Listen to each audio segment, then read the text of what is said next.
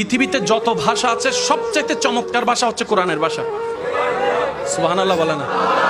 আপনি আমি 1 লাখ মানুষ 1 লাখ বছর কথা বলে যত জ্ঞান বুঝাতে পারবো, কোরআন একটা শব্দ দিয়ে সেটা বুঝাই ফেলে। সুবহানাল্লাহ জোরে বলেন না?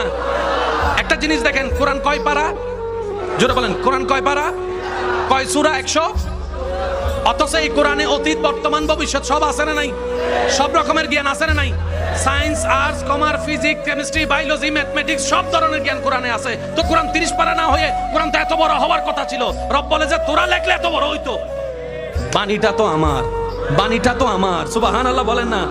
ও বান্দা, তোরা শুধু আলহামদুলিল্লাহ নিয়ে গবেষণা কর, তোদের জীবন অর্ধেক পার হয়ে যাবে। লিল্লাহি রাব্বিল আলামিন নিয়ে গবেষণা করলে তোর দাদা না 14 গোষ্ঠীর জীবন শেষ হয়ে যাবে, আলামিনের ব্যাখ্যা করা শেষ হবে না।